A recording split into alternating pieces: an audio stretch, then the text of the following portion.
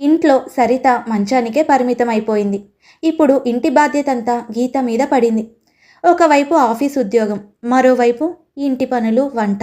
అనసూయమ్మ కనీసం కోడలి కాలు విరిగిందని కూడా జాలిపడలేదు. పైగా చూసావారా ప్రకాష్, నీ భార్యకు చూసి నడవాలని కూడా తెలీదు. ఇప్పుడు చూడు, ఈ మహాతల్లి 2 నెలలు ఇంట్లో కూర్చొని తింటుంది. పనులన్నీ ఎవరు చేస్తారు? కొత్త కోడలిక ఇంకా ఇంటి పనులు వంట పనులు సరిగ్గా రావు అని సరిత గది ముందే గొనుగుతోంది. మొదటి రోజు ఉదయం నుంచే గీతకు పరీక్ష మొదలైంది. ఆమె ఉదయాన్నే లేచి వంటగదిలోకి వెళ్ళింది. అనసూయమ్మ ఎప్పటిలాగే సోఫాలో తాపీగా కూర్చొని ఫోన్లో తన బంధువులతో ముచ్చట్లు పెడుతోంది. కనీసం కూరగాయలు తరిగి పెడదామని కూడా అనుకోలేదు. గీత ఒక్కటే వంట చేస్తూ మరోవైపు ల్యాప్టాప్లో ఆఫీస్ మెయిల్స్ చూసుకుంటూ అలసిపోతోంది. అది చూసిన కళ్యాణ్ తట్టుకోలేకపోయాడు. తన భార్య అంత కష్టపడుతుంటే చూస్తూ ఊరుకోలేక మరుసటి రోజు ఉదయాన్నే లేచి గీతతో పాటు వంటగదిలోకి వచ్చాడు. గీత, నేను కూరగాయలు కట్ చేసి ఇస్తాను. నువ్వు తాలింపు పెట్టి తర్వాత అన్నం వండు. గిన్నెలు కూడా నేను కడుగుతాను. అంటూ కళ్యాణ్ పనిలోకి దిగాడు. భర్త సహాయం చేస్తుంటే గీత మనసు సంతోషించింది. కానీ అది చూసిన అనసూయమ్మకు ఒళ్ళు మండిపోయింది. వంటగదిలోకి ఉగ్రరూపంతో వచ్చి కేకలు వేసింది. ఏరా కళ్యాణ్, ఏంటిది? ఏమా గీత, నీకు సిగ్గుగా లేదు? మొగుడితో గిన్నెలు కడిగిస్తావా? ఏరా కళ్యాణ్, ఏంటి ఆడంగి వెదవలాగా ఇంటి పనులు చేస్తున్నావు? నీకేమాత్రం సిగ్గులేదు? పెళ్ళానికి చాకరీ చేయడం ఏందిరా? మగాళ్ళు ఇంటి పనుల్లో వంట పనుల్లో సాయం చేయడం మన ఇంటా వంట లేదు. ముందు బయటికి రా అని గట్టిగా అరిచింది. కళ్యాణ్ ఏదో చెప్పబోతుండగా గీత అతడిని ఆపి అత్తగారి వైపు తిరిగి ముక్కుసూటిగా అంది. అత్తయ్య, ఇందులో సిగ్గుపడటానికి ఏముంది? భార్యాభర్తలన్నాక ఒకరికొకరు సహాయం చేసుకోవాలి. నేను కూడా కళ్యాణ్ లాగే ఆఫీస్ ఉద్యోగం చేస్తున్నాను, డబ్బులు సంపాదిస్తున్నాను. నేను అలసిపోతుంటే నా భర్త నాకు తోడుగా నిలబడటంలో తప్పేముంది? అయినా మీ చేతులు కాళ్ళు బాగానే పనిచేస్తున్నాయి కదా, మీరు కూర్చొని ఆర్డర్లు వేసే బదులు కాస్త సహాయం చేయొచ్చుగా అని నిలదీసింది. అనసూయమ్మ ఆ మాటలకు షాక్ అయింది. ఇప్పటి వరకు పెద్ద కోడలు సరిత ఎప్పుడూ నోరెత్తి సమాధానం చెప్పలేదు. కానీ గీత ఇలా అడిగేసరికి ఆమెకు ఏం మాట్లాడాలో తెలియక హాల్లో కూర్చొని టీవీ చూస్తున్న రఘురామయ్య దగ్గరికి వెళ్ళి ఏడవడం మొదలుపెట్టింది. ఏమండి, చూసారా చూసారా, మీ చిన్న కోడలు అప్పుడే నాతో ఎదురు తిరిగి మాట్లాడుతుంది. ఎంత పొగరో దానికి. రఘురామయ్య వచ్చి, ఏమ్మా గీత, పెద్దవాళ్లతో మాట్లాడే పద్ధతి ఇదేనా? మీ అత్తగారు ఎంత బాధపడుతున్నారో చూసావా? చూడండి మామయ్య, నేను తప్పుగా మాట్లాడలేదు, నిజం చెప్పాను అని గీత మొహమాటం లేకుండా చెప్పేసింది. గీతతో వాదించలేక అందరూ అక్కడి నుంచి వెళ్ళిపోయారు. ఆ రోజు మధ్యాహ్నం భోజనాల సమయం అయింది. సరిత గదిలో మంచం మీద పడుకొని ఉంది. ప్రకాష్, రఘురామయ్య, అనసూయమ్మ, కళ్యాణ్ టేబుల్ దగ్గర కూర్చున్నారు. గీత వంట వడ్డించింది. కూర తిన్న రఘురామయ్య, ఏంటమ్మా గీత, కూరలో నూనె ఎక్కువైంది, అలాగే ఉప్పు కూడా తక్కువైంది. ఇలా వండితే ఎలా తినాలమ్మా అని అన్నాడు. అనసూయమ్మ వెంటనే అందుకుంది. నేను ముందే చెప్పాను కదా అండి, చదువుకున్నారనే పొగరే కానీ ఇంటి పనుల్లో మాత్రం సున్నా. సరిత ఎన్ని వంకలు పెట్టినా ఎంతో కొంత రుచిగా అయినా వండేది. ఈవిడ గారు చేసే వంటలు అస్సలు బాలేవు అంది అనసూయమ్మ దెప్పి పొడుస్తూ. గీతకు ఒళ్ళు మండింది. కానీ ఆమె గొడవ పడకుండా నేరుగా అత్తగారిని ఏమీ అనకుండా పక్కనే ఉన్న తన భర్త కళ్యాణ్ వైపు చూసి ఇండైరెక్ట్గా గట్టిగా అనడం మొదలుపెట్టింది. చూడు కళ్యాణ్, నాకు వంట ఇలా చేయడమే వచ్చు. నేను ఎంత కష్టపడి చేసినా ఇక్కడ మెచ్చుకునే వాళ్ళెవ్వరూ లేరని నాకు అర్థమైంది. నేను వండిన వంట తినాలి అనుకునే వాళ్ళు తినచ్చు, నచ్చని వాళ్ళు కావాలంటే వాళ్ళే సొంతంగా వెళ్ళి వండుకోవచ్చు. ఇక్కడ ఎవరు ఎవరికి జీతం లేని పనివాళ్ళు కాదు అంది గీత గంభీరంగా. ఆ మాటలకు కళ్యాణ్ ఏమీ మాట్లాడకుండా నిశ్శబ్దంగా అన్నం తిన్నాడు. కానీ అనసూయమ్మకు, రఘురామయ్యకు ఆ మాటలు నేరుగా గుచ్చుకున్నాయి. ముఖ్యంగా అనసూయమ్మకు అది పెద్ద అవమానంగా అనిపించింది. నన్నే వండుకోమంటుంది, చూసారా అండి ఎంత పొగరు దీనికి. అనసూయమ్మ భోజనం గిన్నెను పక్కకు నెట్టేసి, నేను తిననుగాక తినను అని అక్కడి నుంచి కోపంతో వెళ్ళిపోయింది. రాత్రి కాగానే అనసూయమ్మ తన చిన్న కొడుకు కళ్యాణ్ను గదిలోకి పిలిచింది. పక్కనే ప్రకాష్ కూడా ఉన్నాడు. ఒరే కళ్యాణ్, మీ ఆవిడ నన్ను మీ నాన్నగారిని అంతంత మాటలు అంటుంటే, ఇండైరెక్ట్గా వండుకొని తినమంటుంటే నువ్వు ఉలుకు పలుకు లేకుండా అలానే చూస్తూ ఉండిపోయావేంట్రా? నీకు నీ అమ్మ మీద ప్రేమ ఉందా లేదా అసలు? అప్పుడే పెళ్ళానికి దాసుడవైపోయావా? అని నిలదీసింది. కళ్యాణ్ ప్రశాంతంగా తల్లి వైపు చూశాడు. అమ్మా, ఇన్నాళ్ళు వదిన ఒక్కతే వండి పెడుతూ ఉండింది. ఏ రోజైనా నువ్వు వదిన చేసిన వంట బాగుందని అన్నావా? ఆవిడ చేసే పనులకు ఏ రోజైనా మెచ్చుకున్నావా?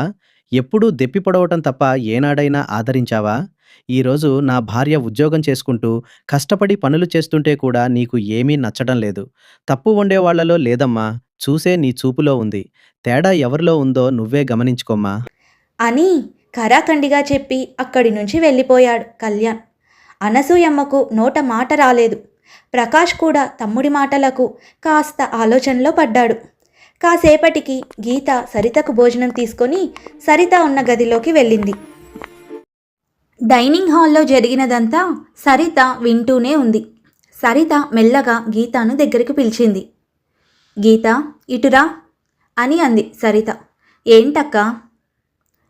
గీత, పెద్దవాళ్లతో అలా మాట్లాడకూడదమ్మా. అత్తయ్య గారు ఏమైనా అంటే నువ్వు తిరిగి అలా అనడం పద్ధతి కాదు. ఇంకో 4 రోజులు ఓపిక పట్టు. నేను నా కాలు బాగవ్వగానే మళ్ళీ నేనే పనులన్నీ చేస్తాను. నీకెందుకు గీత ఈ గోల? అనవసరంగా ఇంట్లో ప్రశాంతత పాడవుతుంది అని సరిత సాంతనంగా మందలించింది. గీతకు విసుగు, ఉక్రోషం ఒక్కసారి వచ్చాయి. ఎన్ని రోజులక్క ఈ చాకిరి? నువ్వు 5 ఏళ్లుగా భరిస్తున్నావు. ఏం సాధించావు? ఒక్క మెప్పు ఉందా? ఒక మెహర్బానీ ఉందా? కనీసం ఇవాళ వంట బాగుందని కానీ, నా కోడలు నన్ను మంచిగా చూసుకుంటుందని కానీ అత్తయ్య గారు ఏనాడన్నా అన్నదా? నిన్ను ఒక మనిషిలా కూడా చూడటం లేదా ఆవిడ? నీకు వాళ్ళ మీద అసలు కోపం ఎందుకు రాదక్క? ఎలా అంత మౌనంగా ఉంటావు అని ఆవేదనతో అడిగింది. సరిత గీత వైపు చూసి కళ్ళల్లో నీళ్లతో ఇలా అంది. గీత, నేను నిజంగా కోపం తెచ్చుకుంటే ఈ ఇంట్లో ఒక్కరోజు కూడా ఉండలేను. వీళ్లకు ఒకరికి ఎప్పుడూ ఏదో ఒకటి అంటూ ఉండడం తప్ప మెచ్చుకోవడం రాదు. ఎన్ని చేసినా వీళ్లకు తృప్తి ఉండదు. అది వాళ్ళ నైజం. అందుకే నేను ఇంట్లో చేసే పనిని ప్రేమతో చేయడం లేదు గీత. కేవలం ఒక బాధ్యత అనుకొని చేస్తున్నాను. నా కూతురి కోసం, నా సంసారం కోసం చేస్తున్నాను. నువ్వు కొత్తగా వచ్చావు. నీకు ఉద్యోగం పాడు చేసుకొని ఈ గొడవలు పడ్డం ఎందుకు అని అంది. లేదక్క, బాధ్యత అనేది అందరికీ సమానంగా ఉండాలి. నిన్ను చూస్తుంటే నాకు చాలా బాధగా ఉంది. ఈ ఇంట్లో మార్పు రావాలి. అది నేను తెస్తాను అని గీత గట్టిగా నిర్ణయించుకుంది. మరుసటి రోజు ఉదయం అనసూయమ్మ మళ్ళీ తన నోటి దురుసును ప్రదర్శించింది. గీత టిఫిన్ చేస్తుండగా వంటగదిలోకి వచ్చి, ఏమ్మా గీత, నీకు వంట చేయడం సరిగ్గా రాకపోతే మంచం మీద ఉంది కదా నీ తోడికోడలు, తనని అడిగి తెలుసుకోవచ్చు కదా. లేదంటే మీ అమ్మకైనా ఫోన్ చేసి కనుక్కోవచ్చు కదా అని అంది వ్యంగ్యంగా. గీత స్టవ్ ఆపేసి అత్తగారి వైపు తిరిగి నవ్వింది. ఏమని నేర్చుకోమంటారు అత్తయ్య గారు? అక్క చేసే వంటలు కూడా మీకు బావగారికి ఏమాత్రం నచ్చట్లేదు కదా. రోజుకో వంక పెడుతూనే ఉంటారు. మరి ఆవిడ చేతి వంటలే మీకు నచ్చనప్పుడు మళ్ళీ నేను ఆవిడ దగ్గర వెళ్ళి ఏం నేర్చుకోమంటారు? వాళ్ళ దగ్గర నేర్చుకొని వండినా ఎలాగో మీకు నేను చేసి పెట్టేది మళ్ళీ నచ్చదు కదా అని రివర్సులో గట్టిగా సమాధానం ఇచ్చింది. ఆ మాటతో అనసూయమ్మ ముఖం మాడిపోయింది. అలా 4 రోజులు గడిచాయి. ఇలా కాదని చెప్పి గీత ఒక పెద్ద నిర్ణయం తీసుకుంది. ఆ రోజు సాయంత్రం అందరూ హాల్లో కూర్చొని ఉండగా గీత ఇలా అంది. మామగారు, అత్తయ్య గారు, నాకు ఆఫీస్ పని ఈ మధ్య చాలా ఎక్కువగా ఉంటుంది. కళ్యాణ్ కూడా బిజీగా ఉంటున్నాడు. అక్క బెడ్ రెస్ట్లో ఉంది. కాబట్టి నేను ఇంటి పనులకు ఒక పని మనిషిని, వంట పనులకు ఒక వంట మనిషిని ఏర్పాటు చేశాను. రేపటి నుండి వాళ్ళే వస్తారు అని అంది. రఘురామయ్య షాక్ అయ్యాడు. ఏంటమ్మా నువ్వు చెప్పేది? వంట మనిషా? మన ఇంట్లో ఇంతవరకు ఎప్పుడు బయట వాళ్ళు వండింది లేదమ్మా. అయినా అనవసరపు ఖర్చు ఎందుకమ్మా అని అన్నాడు. ఖర్చు గురించి మీరు ఆలోచించకండి మామయ్య గారు. ఆ జీతం నేనే ఇచ్చుకుంటాను. అన్నింటికంటే నాకు ప్రశాంతత ముఖ్యం అని గీత తేల్చి చెప్పేసింది. మరుసటి రోజు ఉదయం నుండి పని మనిషి, వంట మనిషి వచ్చారు. పని మనిషి వచ్చి ఉదయాన్నే ఇల్లంతా ఊడ్చి గిన్నెలు కడిగేసి వెళ్ళిపోయింది. వంట మనిషి కూడా ఉదయం 7 గంటలకే వచ్చి పొద్దున టిఫిన్, మధ్యాహ్నంకి భోజనం మరియు రాత్రికి కావలసిన చపాతీలు కూడా ఉదయాన్నే ఒకేసారి చేసి హాట్ బాక్స్లో పెట్టి వెళ్ళిపోయింది. ఆ రోజు మధ్యాహ్నం అందరూ భోజనానికి కూర్చున్నారు. వంట మనిషి చేసిన కూరలు తింటుంటే అందరి ముఖాలు మాడిపోయాయి. ఆ కూరల్లో రుచి లేదు, శుభ్రత లేదు, ఏదో హోటల్ వంటలా ఉంది. రాత్రి అయ్యేసరికి ఉదయం చేసి పెట్టిన చపాతీలు గట్టిగా ఎండిపోయి అప్పడాల్లా తయారయ్యాయి. వాటిని నమలడానికి రఘురామయ్య, అనసూయమ్మలు పడిన ఇబ్బంది అంతా ఇంత కాదు. ఏంటనసూయ, ఈ చపాతీలు అస్సలు నమ్మలేకపోతున్నాను. కూర కూడా చల్లగా నీళ్ళగా ఉంది. ఈ వంట మనిషి అస్సలు సరిగ్గా చేయడం లేదు అని రఘురామయ్య గొణిగాడు. అనసూయమ్మ కూడా చపాతీ ముక్కను తుంచడానికే కష్టపడుతూ, అవునండి, వంట అస్సలు బాలేదు. సరిత ఇన్నాళ్ళు మనకు వేడివేడిగా చేసి పెట్టేది, ఇది అస్సలు అరగడం లేదు అని అంది. అప్పుడు గీత మెల్లగా హాల్లోకి వచ్చి, ఏంటత్తయ్య, వంట బాలేదా? మరి ఆమెకు నెలకు 5,000 రూపాయలు ఇస్తున్నాను.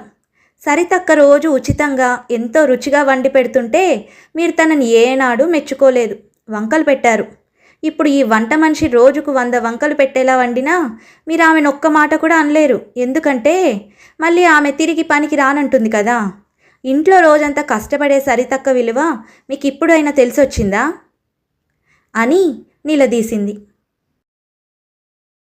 గీత అన్న మాటలకు ప్రకాష్ తలదించుకున్నాడు. అనసూయమ్మకు అప్పుడు అర్థమైంది, తాము ఎన్ని మాటలంటున్నా సరిత ఏ రోజు వాళ్లను విసుక్కోలేదు. ఎంతో ఓపిగ్గా వేడివేడిగా వండి వడ్డించింది. ఆ కోడలి విలువ ఈ ఎండిపోయిన చపాతీలు తింటుంటే తెలిసొచ్చింది. రాత్రి ప్రకాష్ సరిత గదిలోకి వెళ్ళాడు. సరిత మంచం మీద కూర్చొని ఉంది. ప్రకాష్ సరిత పక్కన కూర్చొని ఆమె చేతులు పట్టుకున్నాడు. సరిత, నన్ను క్షమించు. ఇన్నాళ్ళు అమ్మ మాటలు విని నిన్ను చాలా బాధ పెట్టాను. నువ్వు ఈ ఇంటి కోసం ఎంత కష్టపడ్డావో నాకిప్పుడు అర్థమైంది. గీత మా కళ్ళు తెరిపించింది. నువ్వు త్వరగా కోలుకోవాలి సరిత అని ప్రకాష్ కళ్ళల్లో నీళ్లతో అన్నాడు. భర్త నోటి వెంబడి ఆ మాటలు వినేసరికి సరిత కళ్ళల్లో ఆనంద బాష్పాలు రాలాయి. మీకు నా బాధ అర్థమైతే చాలండి అని అంది. మరుసటి రోజు ఉదయం అనసూయమ్మ వంటగదిలోకి వెళ్ళింది. గీత కాఫీ పెడుతూ ఉంది. అనసూయమ్మ మెల్లగా గీత దగ్గరకు వెళ్ళింది. అమ్మా గీత, నిన్న నువ్వు అన్న మాటలు నిజమేనమ్మా. నా నోటి దురుసు వల్ల నేను మంచి కోడల్ని బాధ పెట్టాను. సరిత విలువ నాకు ఇప్పుడు తెలిసొచ్చింది. ఇక నుండి నేను మారుతాను. ఈ రోజు నుండి వంట మనిషిని వద్దు అనుకుందాం. సరిత కోలుకునే వరకు నేను నువ్వు కలిసి వంట చేద్దాం అని అంది అనసూయమ్మ పశ్చాత్తాపంతో. గీత నవ్వి, అలాగే అత్తయ్య, తప్పు తెలుసుకుంటే అంతకన్నా కావాల్సిందేముంది అంటూ అత్తగారికి కాఫీ కప్పు అందించింది. ఈసారి అనసూయమ్మ కాఫీ తాగి, కాఫీ చాలా బాగుంది గీత అని మనస్ఫూర్తిగా మెచ్చుకుంది. నిదానంగా ఆ ఇంట్లో అందరూ మారారు. సరిత 2 నెలల తర్వాత కోలుకొని నడుస్తున్నప్పుడు ఇల్లంతా ఒక కొత్త వెలుగుతో, నవ్వులతో నిండిపోయింది. గీత తెచ్చిన మార్పు ఆ సంసారాన్ని ఎంతో సంతోషకరంగా మార్చింది. ఇంట్లో ఉండే ఇల్లాలు చేసే సేవలను తక్కువగా అంచనా వేయకూడదు. మెచ్చుకోకపోయినా పర్వాలేదు, కానీ కించపరచకూడదు. భార్యాభర్తలిద్దరూ సమానంగా బాధ్యతలు పంచుకున్నప్పుడే ఆ ఇల్లు ఆనంద నిలయం అవుతుంది. ఇది ఇవాల్టి కథ. ఈ కథ మీకు నచ్చిందా? నచ్చితే లైక్ చేయండి, షేర్ చేయండి. అలాగే ఇలాంటి మరిన్ని మంచి కథలను వినడానికి మన ఛానల్ని తప్పకుండా సబ్స్క్రైబ్ చేసుకోండి. మరొక మంచి కథతో మళ్ళీ కలుసుకుందాం.